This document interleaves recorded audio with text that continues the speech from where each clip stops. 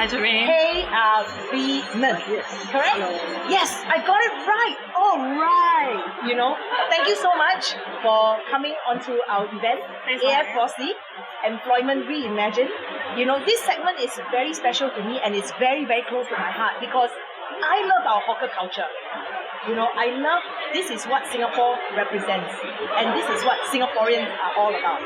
But importantly is that I'm beginning to find a lot of you who are very young, who are taking over and entering this trade. I mean, just look at the two of them.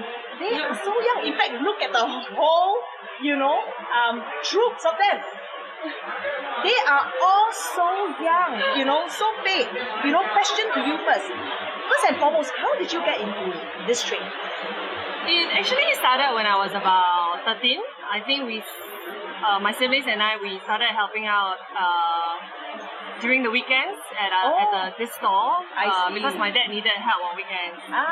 So then on and off we would help, but eventually I think in 2013 was when we actually started doing this full time and my dad retired. I see. Wait, that's very cool. And so actually for you it's more like inherited. Yes, it was inherited. Is what they call. Yes. Yeah. I'm the third generation. You're the third generation? Yes. I see. Actually how many of you are in this together?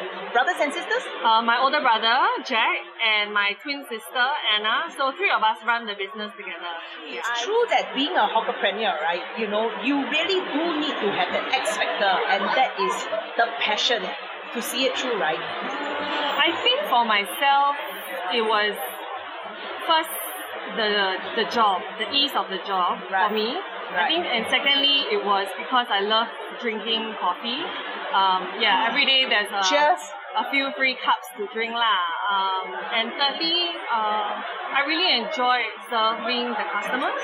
I see. I can be running back-end administrative work, but at the end of the day, what makes me really happy is when I get to interact with the customers, or they tell me, hey, it's good to see you, or your coffee really made my day, or have a meeting later, this is really going to help me. So these are what I live for here.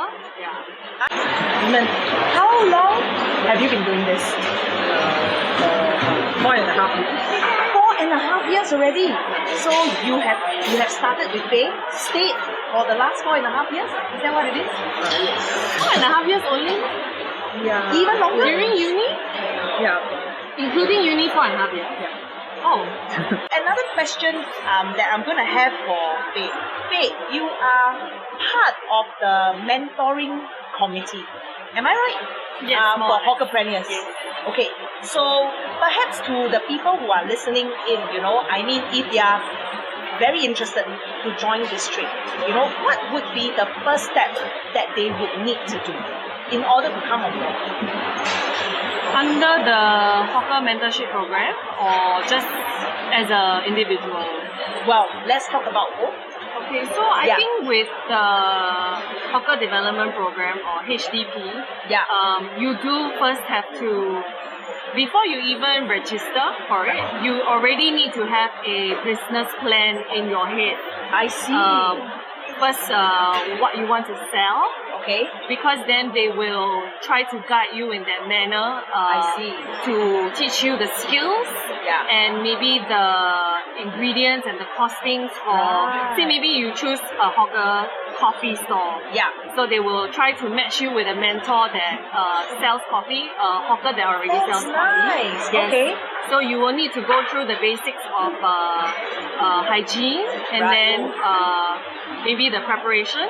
Yeah. And then once you go through the theory part, you get mentored by a hawker in the hawker store. Right. So then you get that experience. Right. So that's what you need to do. You already need to know what you want to do. Yeah. I see. So you already need to know what you want to do. Then you come on the mentorship program. Correct. Let's say you have no idea. You haven't got a clue, but you just thought that this is awesome. I want to do something like this. I feel many hawkers do want to keep hiring. So if you are not shy, or if you are shy, actually, the hawkers are generally very friendly. Just go up to them and ask them if you are hiring.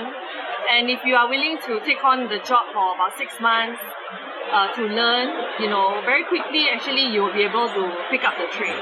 I see. Yes. And then maybe after the year that you've been working, you decide you want to do more, then you can join the HDB or start bidding for your own store with NEA or other hawker centers. I see. And it's always a learning process. When we start, we don't all already know what to do. Yeah. You start, you make a few mistakes, you learn from the mistakes and you carry on. There will always be lessons, there will always be mistakes. Yeah. And you will always be learning. And that's how you start and then reach to where we are. We're still learning, we're not there yet. Right. We will never stop learning, correct, right? Yeah. A lot of people that I went to school to, when they look at this life, they are always thinking, it's very tough, will I be able to do it? It's just tough. To them, they think that, the life of an entrepreneur is that you wake up at 3 a.m., you don't stop until 3 a.m. and you don't hardly sleep, is that truly your life? It's not my life. No. I've never woken up at 3 a.m. Have you woken up at 3 a.m. before? Yes. Ever? Not really. Maybe from a nightmare. By Kopi store standards. I see. Our neighbors behind, they start about 6:30, some even 5. Right.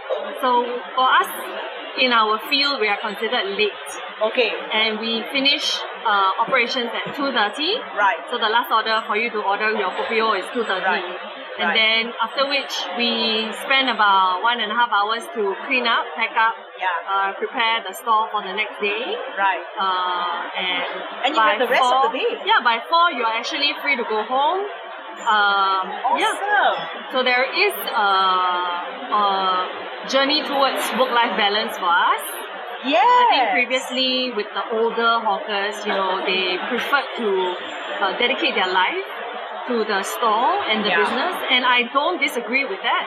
But I also feel like I am very lucky to be able to do other things after work.